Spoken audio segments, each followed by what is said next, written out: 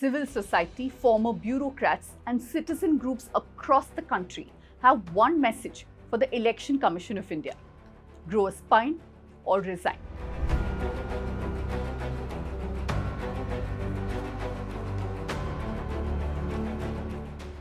This election season, the Election Commission has come under scrutiny multiple times.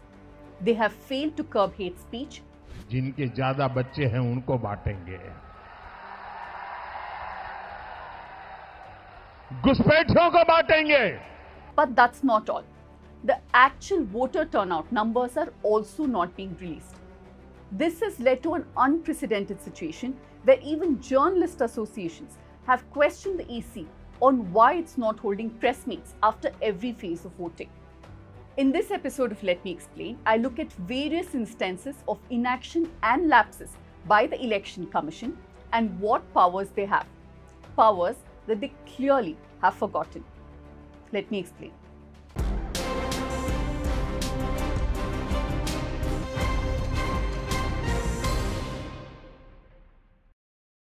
Now, before I get into my story, here's a shout out to our reporters on ground who've been diligently getting you people's voices, like Shivani, Anisha and Nandini, who've made multiple visits to Hassan to get your 360-degree perspective of the Prajwal Revanna case. Support our reporters, contribute to our reporting fund. Now let's get on with it. Normally, the Election Commission officials hold press conferences after every phase of voting. But this year, not a single one has been held since voting began across the country. Maybe they're taking a leaf out of the incumbent Prime Minister's book. Whatever is the case, in a joint letter, the Press Club of India, Indian Women Press Corp and other such journalist organizations have asked the EC why no press meet has been held so far. This after 3 or 4 phases of voting have been completed. Now you may ask why such press conferences are even needed. Well, it's because it's in such press conferences that journalists can ask pertinent questions, like why the voter turnout numbers are not being disclosed and why just the vote percentage is being released to the public. This is a major concern that many civil rights organizations, activists and former bureaucrats have taken up. The ECI has not been releasing the exact voter turnout numbers, and instead, they've just been releasing the percentage of voter turnout. So in Mumbai, Bengaluru, Hyderabad, Ahmedabad and Delhi, citizen groups have submitted memorandums to the chief electoral officers with a list of demands. They've pointed out that the voter turnout data has been declared as percentages. For example, the first phase of voting, initial voter turnout was 60%. And for the second phase, it was 60.96% on the day of voting.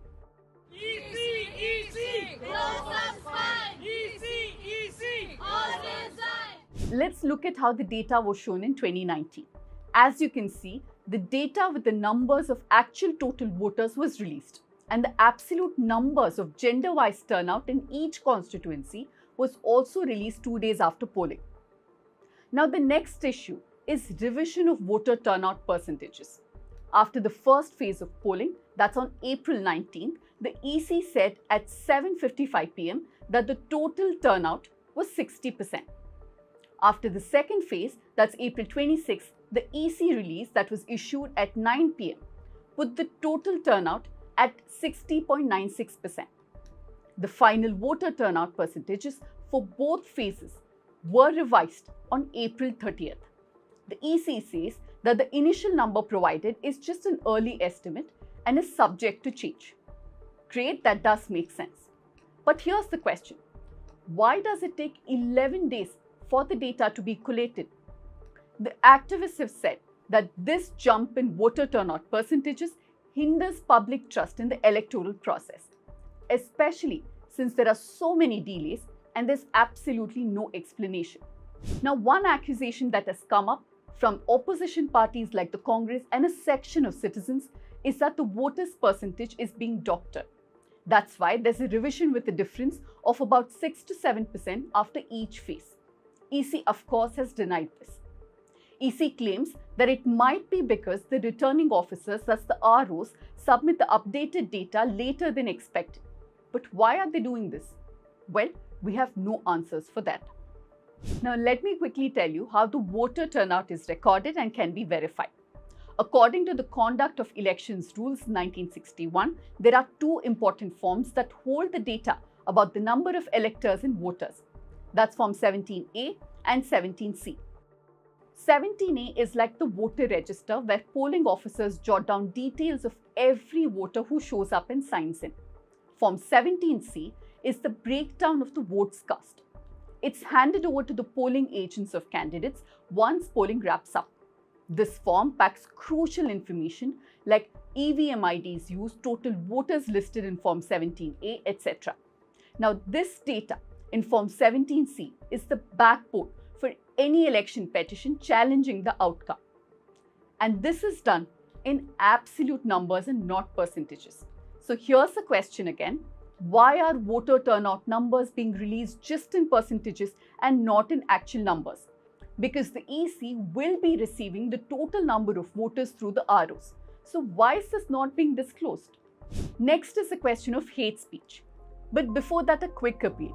Here at the News Minute, we don't pass off press releases or handouts as journalism because we know you can see through insincere journalism. If you appreciate what we do, then pause this video and scan this QR code and become a paid TNM subscriber. Now I was telling you about hate speeches this election season. And here, the EC has shown a complete lack of interest in acting, especially when it comes to the BJP and Modi. गोल ले लेंगे, सबको वितरित कर देंगे।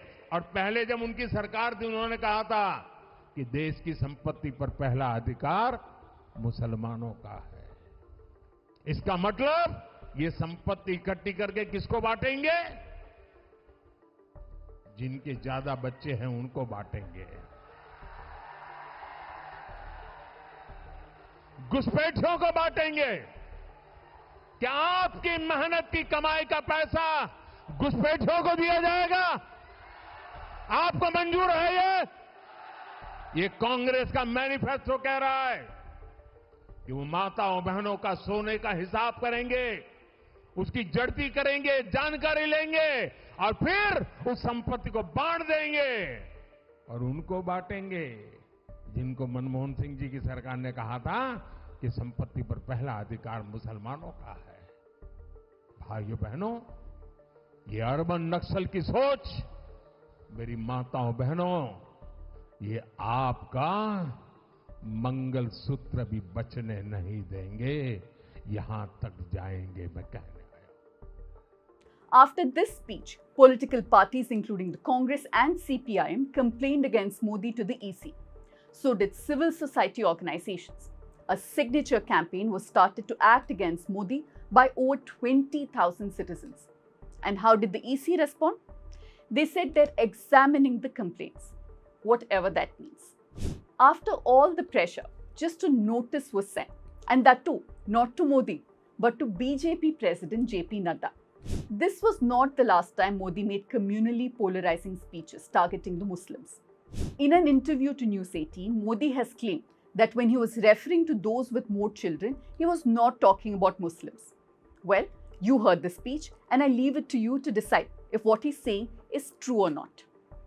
And of course, as far as EC is concerned, no prizes for guessing. EC did not grow a spine and they did not act against Modi. But it's not just Modi. The BJP Karnataka handle too has posted many communal communication on their social media handles. Look at this one for example.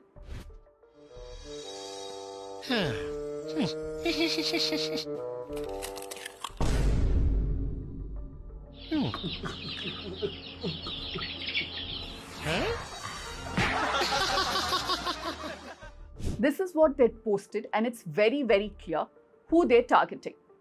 And how did the EC react? Well, they just asked Twitter or X to pull down the post, but no action was taken either against BJP Karnataka, or they didn't even ask them to take down the post immediately or ban them from any future posting. Another post by BJP Karnataka from April 23rd, that is just days before polling in Bengaluru, is still not taken down. This was a post attacking the Congress manifesto, and this post falsely claims that hard-earned money of Indians will be gifted to Muslims, clearly demonizing the Muslim community using lies about Congress manifesto. Now, action could be taken against BJP not just under Representation of People's Act, but for violation of the Model Code of Conduct, that's the MCC. Then, of course, there are IPC sections like 153A, 5051C and 5052, which deal with hate speech. The EC could have used any of these, but did they? Of course not. But in contrast, let's look at how the EC has acted against objectionable speech by leaders from opposition parties. For example, former Telangana Chief Minister and BRS President K. Chandrasekhar Rao was banned from campaigning for 48 hours after he made derogatory remarks against the sitting Chief Minister Revanth Reddy. Another example, when Congress leader Randeep Surjewala made vulgar remarks against BJP candidate Hema Malini, the EC promptly issued him with a show cause notice. Rightly so. And the Aam Aadmi Party was issued a show cause notice for the campaign song, Jail Ka Jawab Hum Vote Se Denge. There are other instances where stern action has been taken against campaigners, like in 2021. DMK's A. Raja was banned from campaigning for 48 hours and was delisted from DMK's star campaigners list. This after he made distasteful remarks against AIADMK leader EPS. In 1999, Shiv Sena leader Bal Thackeray was banned from ECI from contesting elections and also voting for a period of 6 years. This for an election speech delivered during a by-poll in 1987. The ban, of course, was lifted later in 2001. But from all this, one thing is very clear. The EC has provisions to act against Modi and others if they want to. That's if they have the will and spine to do so. Let's look at the laws they can use. Under the Representation of the People's Act 1951, Section 123, there can be no appeals for votes by a candidate or his agent or by any other person without the consent of a candidate or his election agent to vote or refrain from voting for any person on ground on the basis of his religion, race, caste, community, or language. Another subsection says promotion of or attempt to promote feelings of enmity between different classes of citizens or on the grounds of religion, race, caste, or community or language by a candidate or an agent with the consent of the candidate cannot be allowed. Now here's the thing. When the Election Commission is perceived to be siding with one party, questions of whether elections provide a level playing field come up. For elections to be free and fair, truly, the least one can expect from the ECI is transparency and neutrality. That's it from me for today. Make sure that you like the video and share it with your friends and families. And also do tell me what you thought of this episode in the comment section below. And as I keep reminding you, become a paid TNM subscriber, support independent journalism and support democracy.